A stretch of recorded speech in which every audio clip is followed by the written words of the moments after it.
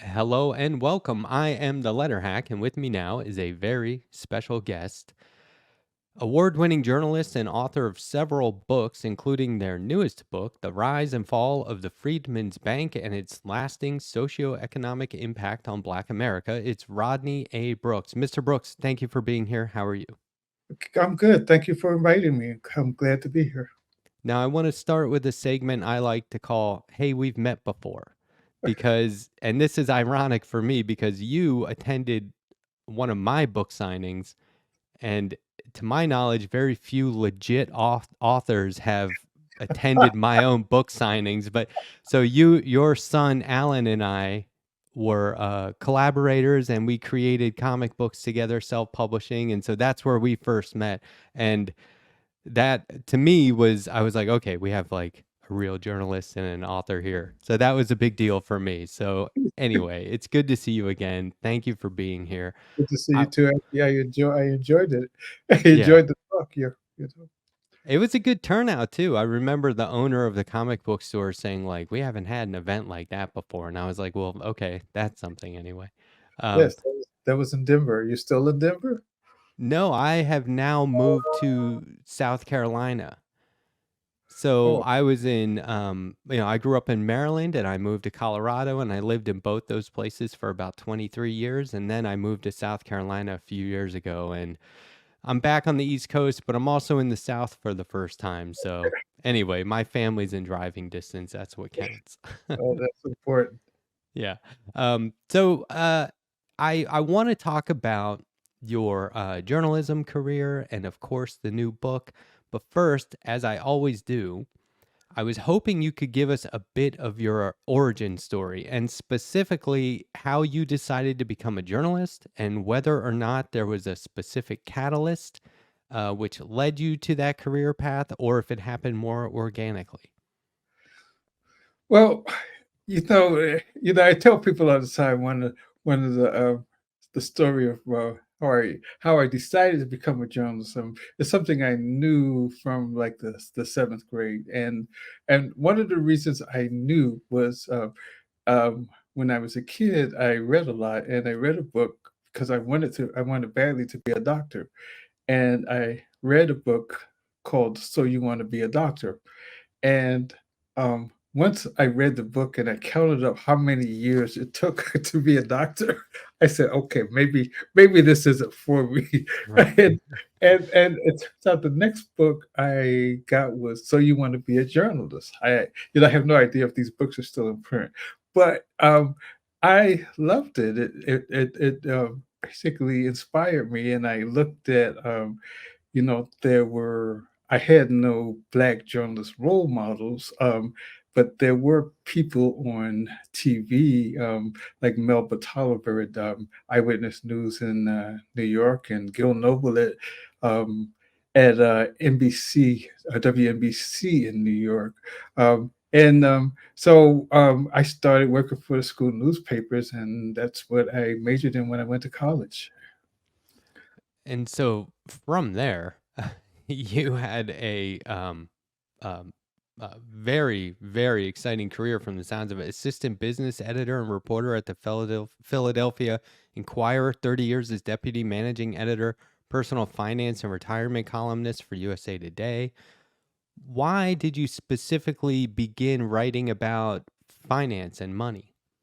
Um, well, the business part of it, when you left out, before Philadelphia, I was business editor in Asheville, North Carolina, so Asheville Citizen Times, and we got a new editor, and he said, if you have any ideas to improve the paper, come visit me, and I took him up on it. I went, I said, you know, a community of this size, we should have a business section, which the paper didn't.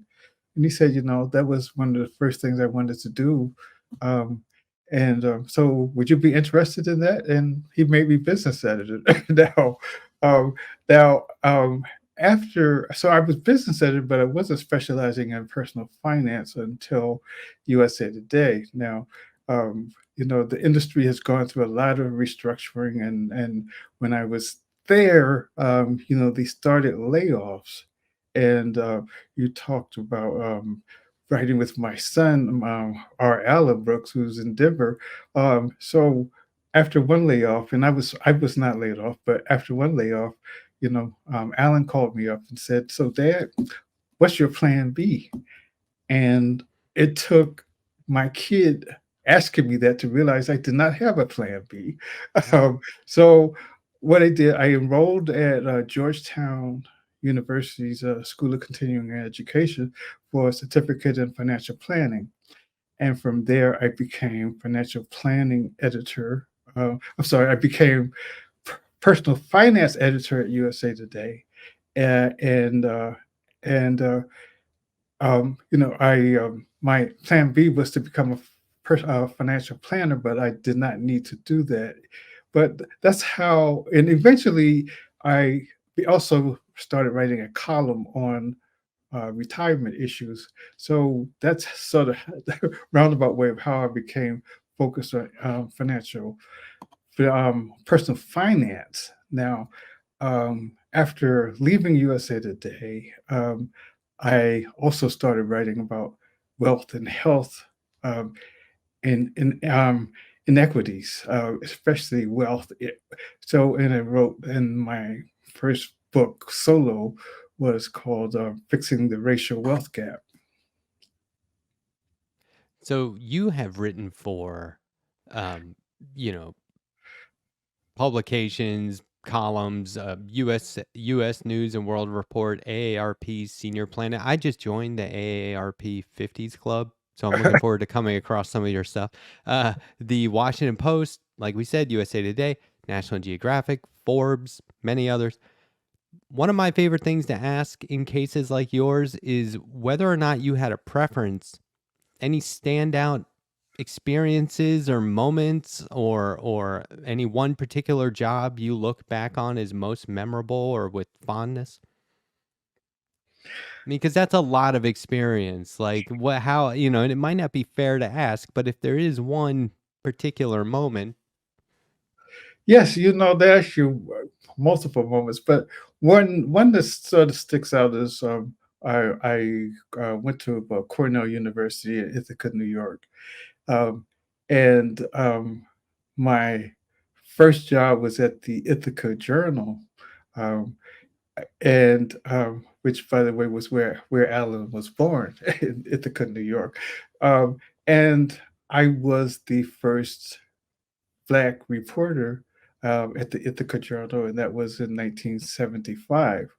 Now, the experience, the the experience that had a huge impact on my life was when I started at the Ithaca Journal, and I went out and I interviewed people. Um, the people in I was embraced by the Black community because they all were so proud of me. I mean, I felt like I was their child, and but and when I go to interview one of the leading Black businessmen or educators, they would all say, "Wow, we're so proud of you. How did you get that job? Where did it come?" So it was being embraced in my first job by the Black community in Ithaca, New York. That's great. You mentioned a couple of journalist names earlier. And uh, my personal opinion is, especially in a world where the mainstream media is mostly bought off by corporations and sponsors, uh, we could always use more heroes in that line of work. Who is someone in journalism that you admire, contemporary or from throughout history? Is there any one person that you think people should know about? Um, Probably.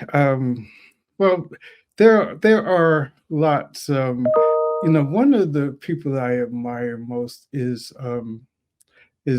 Claude Lewis and Chuck Stone. from my days in Philadelphia. Now, Clark Lewis was a top editor at the Philadelphia Bulletin, where I originally went to work, an afternoon paper that many people, I'm sure many young people don't even know what an afternoon paper is these days, Right. but it was back in the day when they had morning papers and afternoon papers. and um, and Chuck Stone was a columnist with the Philadelphia Daily News, and Chuck Stone was also a founder of the National Association of Black Journalists. Um, he was quite a character.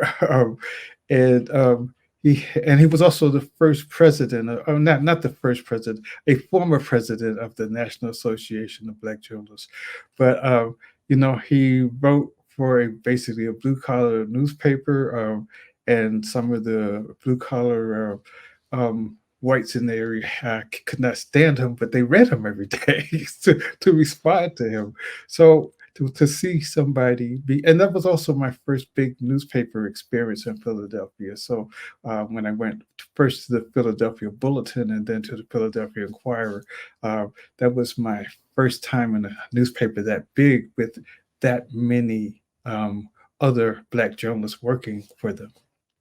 Is it? I mean, I just have to assume it's a lot different these days writing versus, in media versus being in the offices for a big online or a big newspaper, like an actual legacy media newspaper. Like, was that thrilling?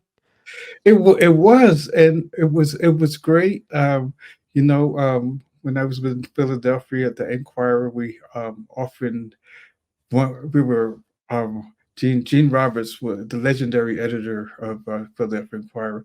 Um, the paper won Pulitzer prizes, and we would have Pulitzer Prize parties in the newsroom, and there's nothing I think more thrilling than election night, Mm. when people basically pull near all-nighters covering the election, waiting for the numbers to come in.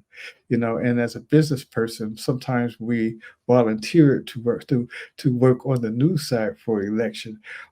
Now, I I should keep in mind my entire career at USA Today, I was in management. Okay, I was managing the money section.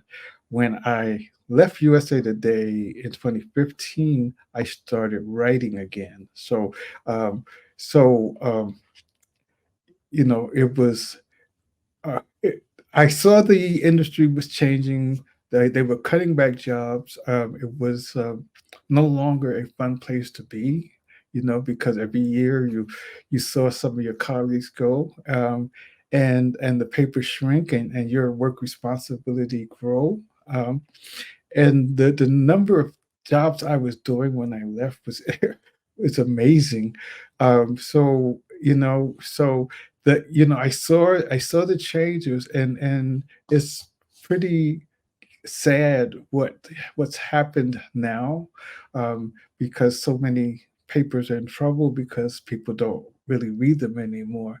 And I think back to the day when we used to get a morning paper and an afternoon paper, and now it's all online, and that's fine, but you also find a lot of young people who don't read newspapers anymore, and that's Yeah. kind of disturbing. But it's changed so much, and the newsroom. I talked about I started out at the Ithaca Journal, um, and we had a really really good newsroom, probably an editorial staff of 35 maybe.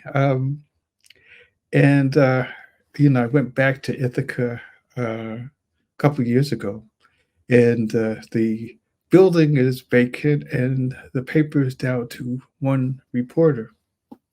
And the Cornell Daily Sun, the campus newspaper, um, does a better job covering Ithaca than the Ithaca Journal does these days, which is Uh, which is which is you know basically says a lot about the industry as a whole.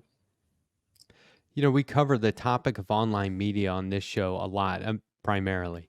I'd like to get your take on something as an accomplished journalist in traditional media. There are more and more self proclaimed alternatives to the mainstream media and cable news media networks, but they don't have actual degrees in journalism. Their coverage of the news and current affairs has millions of subscribers and viewers. Some of these shows, they've got 50,000 people watching them.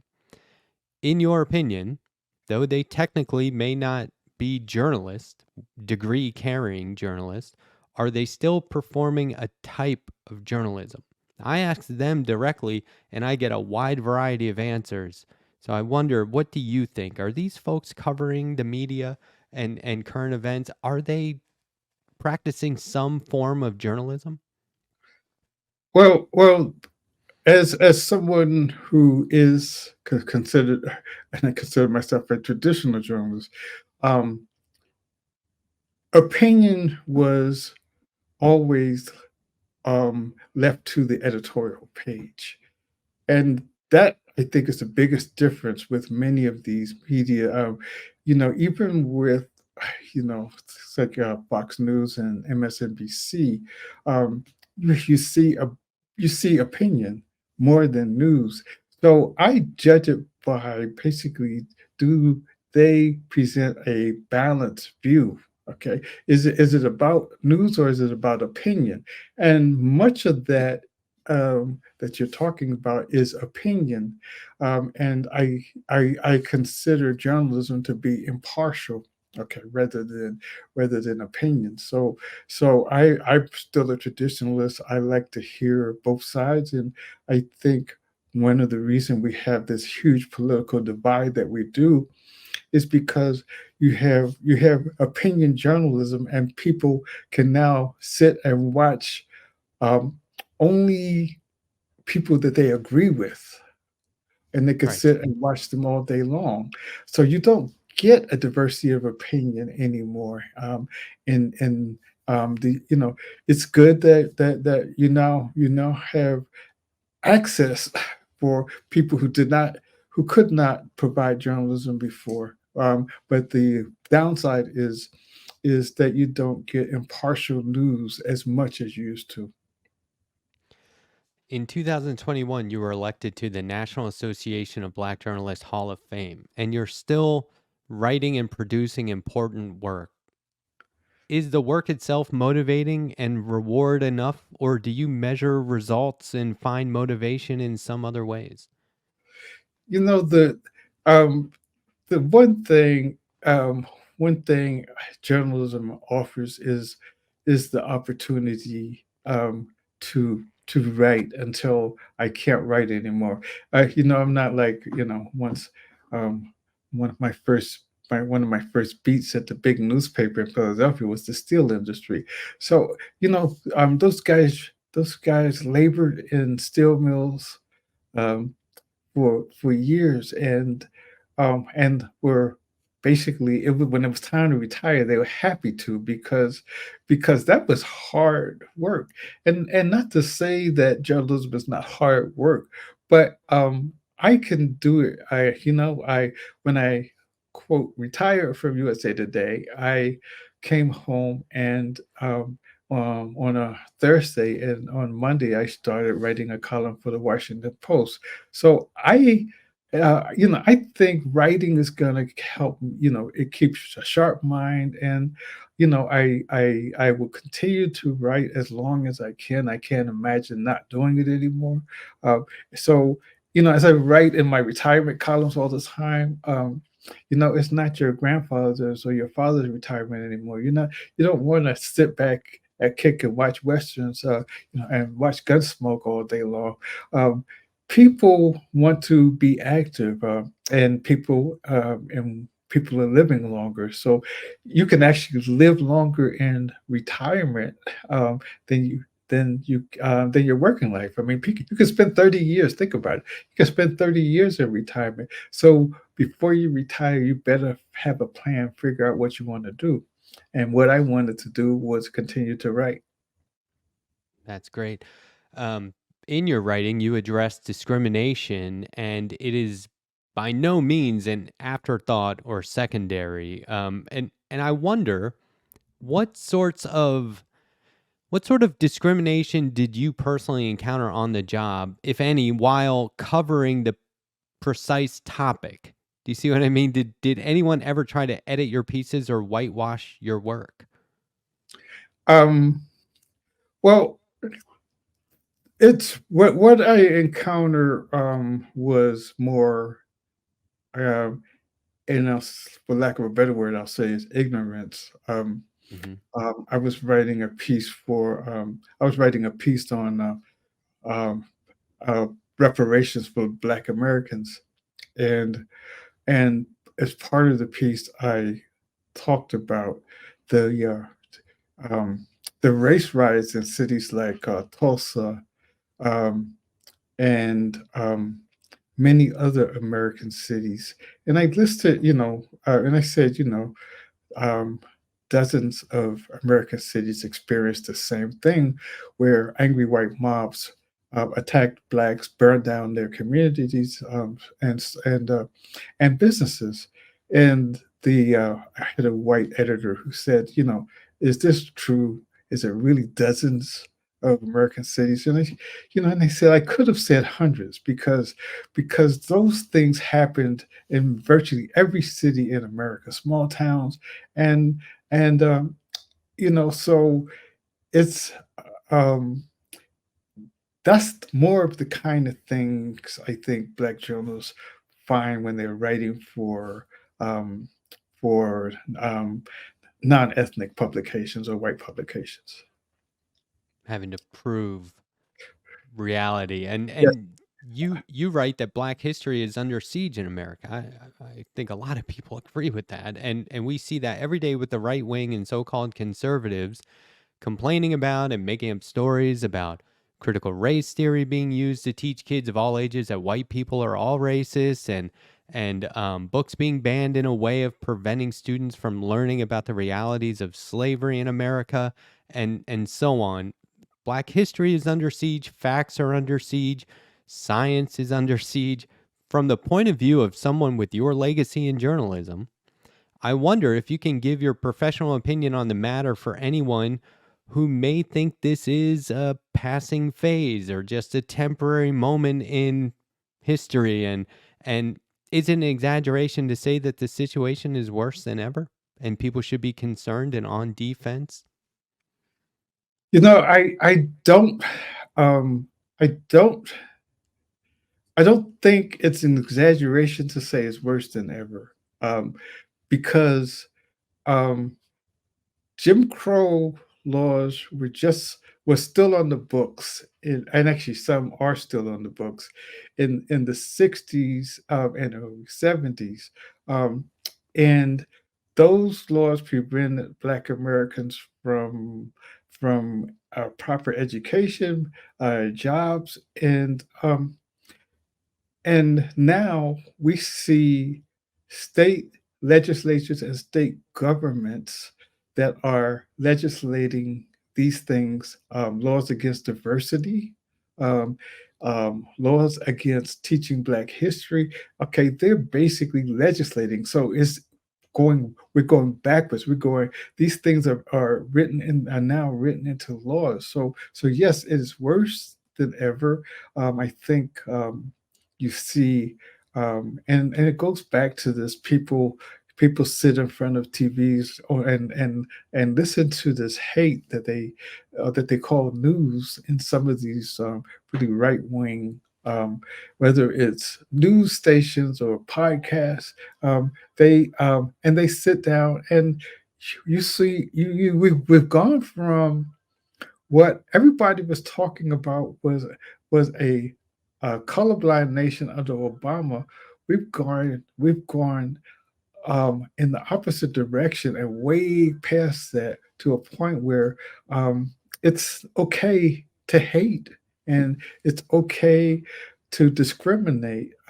And you start seeing discrimination written into law once again. So when I say it is worse than it has been in years, I think we're looking at we're looking at things, we can look at the success of of many Black Americans and say, things have changed, but we are experiencing serious setbacks economically, politically, and socially. Your new book is out now, correct? It is out as of today, right? It's It's the available. first, yes. Okay, there's a link in the description of this video. I encourage everyone to hit that link and just buy the book. Trust me, I've read it. It's 100% necessary. It is called The Rise and Fall of the Freedman's Bank and its lasting socio-economic impact on Black America. The book tells the history of the Freedman Savings Bank and how it grew much too quickly, why it failed, and the impact on Black America, the lasting impact. Um, uh, okay, so your son and I created a lot of educational comics. And those comics came along with a teacher's guide. We would hire these teachers to put together like a lesson plan for how the comic book could be used as a tool for teaching in the classroom. And so when I was reading your book, one of the first things that struck me was this should be taught in classrooms. And then I imagine how would the teacher handle it as a lesson, as part of a lesson.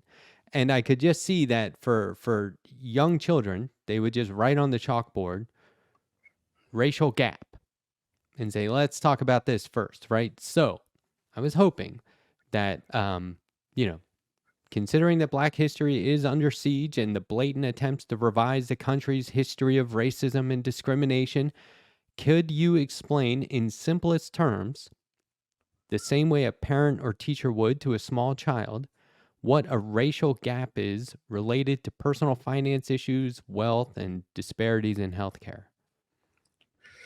Okay, sure. Um, well, let's go back. Let's go back Okay. to slavery, and um, so when Lincoln ended slavery, he he created the Freedmen's Bureaus to help assimilate the slaves into society, and um, Lincoln was assassinated, and his vice president, who ascended to the presidency, was Andrew Johnson, who was probably one of the most racist presidents in the history of America. Now, okay, so one of the things that was supposed to help Black the formerly enslaved assimilate was the promise of 40 acres and a mule. Okay, you may have heard that expression. Um, and they'd actually started to implement that. And um, Johnson, when he became president, basically stopped it and reversed it and gave the land back to the white slave owners. Okay, and at the Homestead Act of 1862, America gave 160 acres to any white American who in the West, trying to resettle the West, who would promise to work the land for 5 years. So basically, look at if we had had that land, even the 40 acres could be not even considered 160 acres, um, that the that the generational wealth that would have been created um, over the course of those years. And now we're in a situation where we're talking about reparations because those reparations never happened. And so um, we have a situation where the average white um, the average wealth of a white family is basically 200 $170,000. The average wealth of a Black family is one tenth of that, $17,000. You have a case where white home ownership rate um, is 78%, as opposed to 43% for Black Americans. Okay, that's what we're talking about. that's what we're talking about, the racial wealth gap, and it's not getting better; it's getting worse. And I pointed out the historical things because you see basically what could have been had things happened differently. Had we, for instance, had the former slaves received 40 acres and a mule, the generational wealth that could have been built over generations as it was in white families. Now, we add to that the Freedman Savings Bank, because um, the same at the same time Congress created the Freedmen's Bureau, they created the Freedman Savings Bank, and um, the point was to basically provide a way for the former slaves to save, but primarily the black soldiers who had fought in the Civil War, and were veterans and had money that they couldn't take to a white bank. So they wanted to provide a way for black veterans to receive their pay and their pensions. Um, the bank was created, of course, before the FDIC. So so and it was not, and it was regular, and Congress decided they were going to regulate the bank themselves, and Congress basically didn't do that. So when it folded 9 years later, and we could get into why it folded, but when it folded, Black Americans lost. Though these former slave poor people lost 3 million, $3 million, which is more like closer to $70 million today. Okay, now this is wealth, and when it folded in 1874, this is wealth that these people, poor farmers, could have used for farms, for homes, for land, and passed to their children. So in a nutshell, it's a little bit of history about why the gap is so wide. And there are also reasons why it's still continuing, why it's continuing to widen the racial wealth gap I'm talking about. Generationally, yes, and I think that they were under depositors were under the impression their money was protected, right? Yes, So was that a commitment that Congress just neglected to fulfill, or was there a misunderstanding about Congress's role there? there was it was marketed as it was. Okay, all of the marketing had pictures of presidents and Civil War generals to make people believe that it was a government-controlled entity when it wasn't. I mean, Congress decided that they were going to provide oversight, but they did not, and there was no real monitoring of the bank. So, so it was the ads were misleading in the first place. That it was not a government entity, and the former slaves, looked at pictures of General Grant and Abraham Lincoln and said, this is backed by the government. so Right. so that was intentionally misleading by the founders of the bank. So not only was it not protected, but Freedmen's grew too fast, was underfunded. The employees were unprepared and or untrained. Um, the board of trustees included 50 white men known for their business and financial acumen, anti-slavery principles, and philanthropy. And I mean, it's 50 white men, but like no one foresaw that the bank seemed destined to fail. Am I oversimplifying and relying on hindsight here? Like, um, it there was nothing to protect the money, but also nothing to protect against just corruption and fraudulent investment and lending practices, That's right? right. Right. The okay, the fifth the it's not even clear if all of the 50 people who were supposed to be on this board of directors knew that they were on this board of directors. I mean, these Okay. were prominent white business folks, in places like New York, and to get this legislation approved. Okay, they came up with this list. So I want to say it was the board of 50, um, white men who basically ran it into the ground. It was as you know, we talked about all the other things, but one of the things was basically um, the the white the immediate board, okay, of um, basically um, they transferred it was corruption. They transferred wealth from they transferred bad debt from white institutions to their own institutions to this black institution. Okay, so we had bad loans, and okay, and the bank was not supposed to make loans, and they made loans to their friends and relatives, okay, their white friends and relatives, and the black people who basically funded this bank were not able to get the same kinds of loans.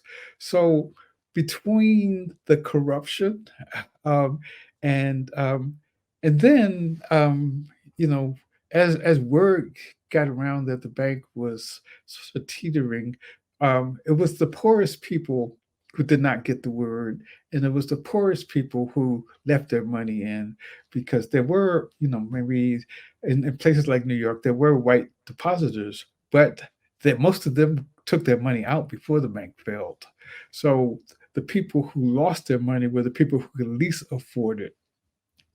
Were the white depositors all bailed out afterward? Were they taken care of? Did they all get their money back? They made their withdrawals before the bank collapsed. Okay, Okay. and yes, most of Um, the yes, so they bank tellers acted as missionaries of right. sorts, right? They would go out into the community and drum up support for the bank, get people to deposit. Um, then it fails and people lose everything, and the financial impact is obvious, I think.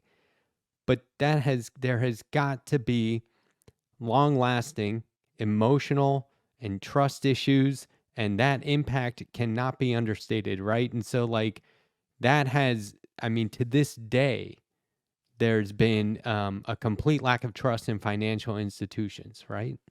And that's true.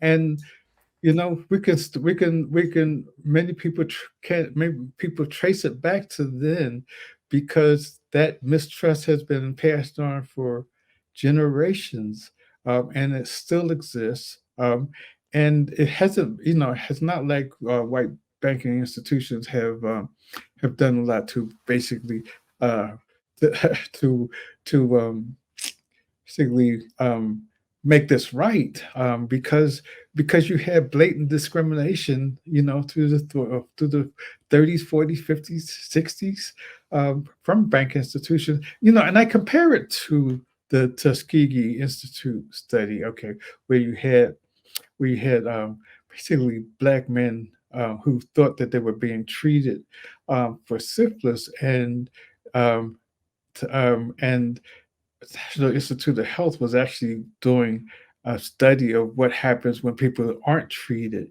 and it wasn't really this. I mean, so that has had a long-lasting impact on Black America's trust of health and hospitals and doctors. So I compare it to that. We, you know, if you look at surveys, there is an enormous amount of distrust still among generations. You may see it less among millennials of financial institutions. Um, and there are people who still would rather put their money in a mattress rather than take it to a bank. I would say that this book is this is how I judge historical nonfiction books. It's historical, not boring. You are not just laying out a static timeline. There are points of reference and statistics for the racial gap in this country on a number of topics, present day and throughout history. It is incredibly thorough, and I run the risk of being repetitive in saying how thorough it is. But one thing that struck me, um, was, considering you've been writing about this for a long time, there has got to be a substantial amount of prep and research that goes into this. And I've read things before where it was like, well, you're just copying and pasting the research, but you provide um, a context and a thoughtfulness that is beyond sincere. I have to say, it sounded from page one like you were reading it to me, not like I was reading it with that my own voice in my head, interpreting your words. So I appreciate that style. It made it very accessible. But how much time does it take to research a book like this? And how much of this was just like working knowledge that you already had? Um, it was actually, it was difficult. It was a lot of research. I did use my journalism background to interview a lot of people, um, whereas I have written um, extensively about the racial and the racial wealth and health disparities. I had not written a lot about the Freedmen's Bank, and people are a lot more familiar with the Freedmen's Bureau than they are with the Freedmen's Bank. Um, so um, it was I spent time at the National Archives, going the amount of information available is surprising, because I looked through. Um, they still have at the archives the passbooks of these former slaves with basically, because they asked them questions about where they, you know, initially they asked them questions about where they came from, sisters and brothers, people talked about, how, you know, their husbands or wives have been sold off for 20 years earlier, or their kids have been sold off. Um, so, it's not as simple as just doing some online research. I think it was an enormous amount of research, but there was a lot of data available. I was amazed at the number of original passbooks that they still have at the National Archives in Washington, D.C., and in College Park, Maryland. You even include brief biographies, I assume, from those past books, Yeah. of people who put their money in the bank, along with why they opened an account, or when they opened an account, what their job was, a list of their family members, like you were saying, whether their family, even deceased family members, Mhm. and that added a layer of realism for me, someone who's not skeptical of this history whatsoever. And even still, I was like, okay, this is an important inclusion. This is an important touch. Um, it's one thing to say everyone invested whatever they had, but it's another thing to read about, let's see, 7-year-old William Kemp of New York, or Stephen Brown, a 49-year-old farmer from Georgia, or the individual deposits by Mary Jane Johnson. Sometimes people were depositing a penny, literally anything they had, little kids. Why was it important? And I mean, you did just talk about this a bit, but why was it important for you and for readers, like as you were doing the research and saying, oh, this stuff exists, it's here's the data, why was it important to include that in the book?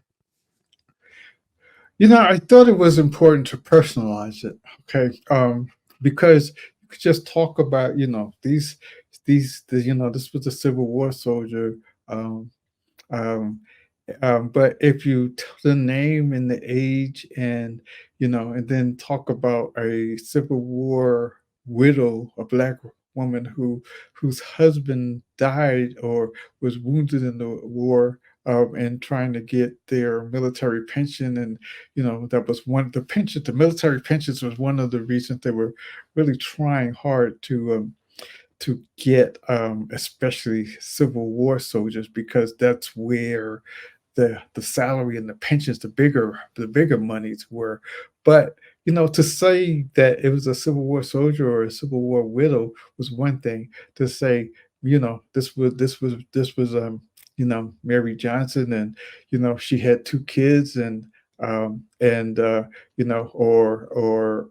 or this was a farmer, or this was a businesswoman. And also you get to see, um, this was a big deal for these people. This was not uh, to be taken lightly. This was a basically legitimizing their freedom, their economic freedom. They could save money, and it came at a cost. It was a big deal. I mean, I do say in there at one point that people dressed up to go to the bank. Yeah.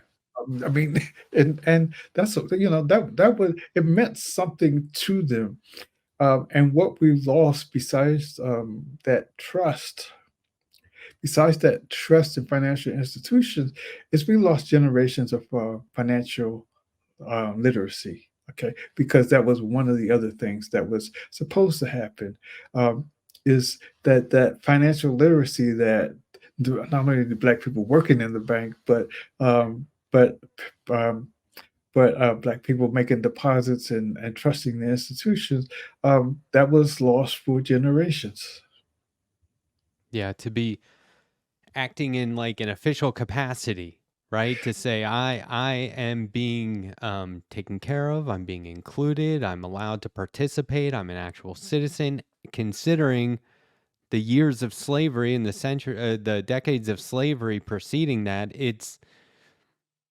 I mean, it's more than a letdown. It's hard to put into words, but you have. And I think that this is why I say that your book is important for people to use as a learning tool. So while I encourage people to buy it, I encourage people to buy a couple of copies, give some away as gifts or whatever, but also use them to educate people and especially younger people, because they are likely going to start missing out on this kind of stuff at school and in learning institutions as they grow up. Over your career, like we've been saying, you've written at length about and have been awarded for your work on the topic of fixing the racial wealth gap, which is only getting worse and widening. In chapter 16 of this book, you address some solutions like guaranteed income, baby bonds, um, housing assistance, reparations. If the individual socioeconomic circumstances in America continue to favor the wealthiest individuals, leaving everyone behind, especially when it comes to Black people and Black communities, then are we, as some critics of capitalism and money in politics and corruption would say, are we due for a new, more socioeconomic form of government and democracy? And in your expert opinion, how extreme of a makeover is required? Can we work within the current system, or is it time to tear it down and start over? We could work within the system with some of the solutions that I outlined in that chapter. And I'm talking theoretically, because they aren't going to happen politically. They aren't going to happen. Okay. um some of the most effective things, okay, like guaranteed income. Basically, there are cities that have basically said, 500 families, we're gonna guarantee them $1,000 a month for a year or so. And those things actually work. And as they're catching on, Republican legislatures are coming out opposed to them. The reparations bill was originally um, offered in the 70s by John Conyers, and it's still it's still you know a theory. I mean, there are people championing the the thoughts, and they even if they and baby bonds, okay, which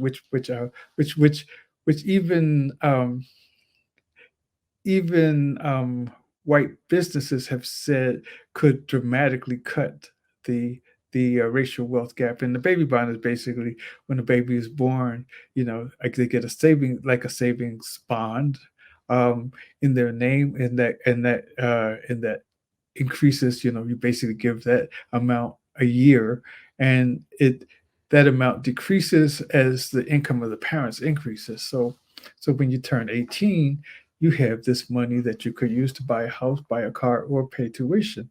Now, all of those things can leave a dramatic impact on the racial wealth gap, but I don't see any of them gaining general acceptance. Um, and I think those are more likely than basically an entirely new way to look at government. Socialism. Those things have been around, but they're being administered at the city and state levels. Okay, so that's where you can make an impact.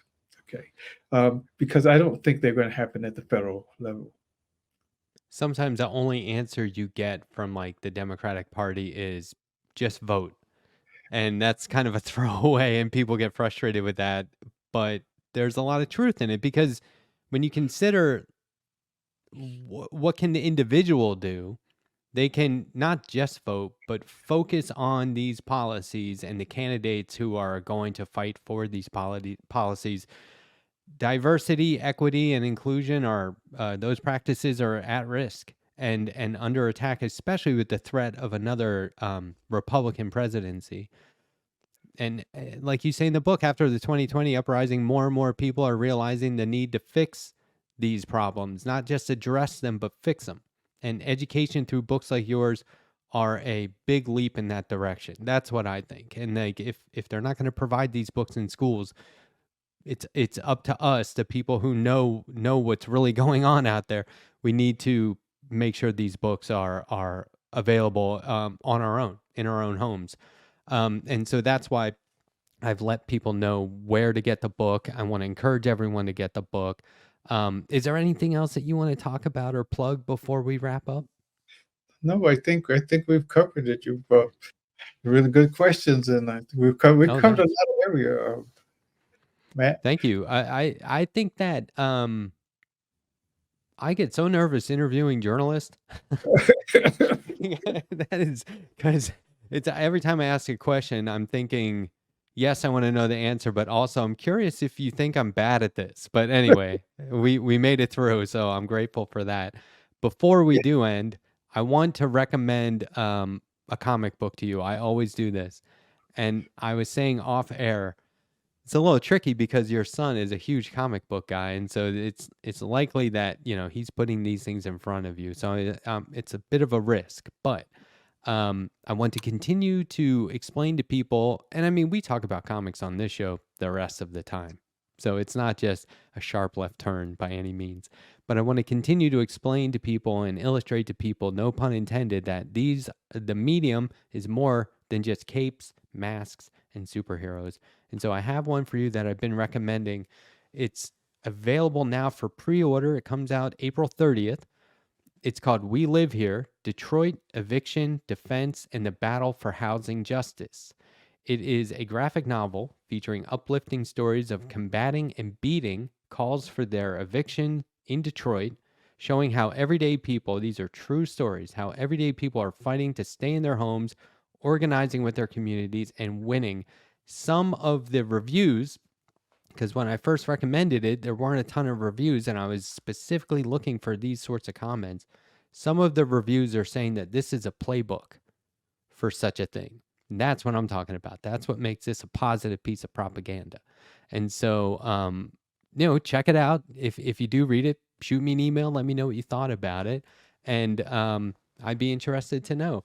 Thanks again for coming on. It was great Okay. to see you again and to finally get a chance to, sit down and like really talk to you. Fascinating stuff. And I feel like we could go on for another couple of hours easily. So please feel free to accept my invitation to come back on the show anytime.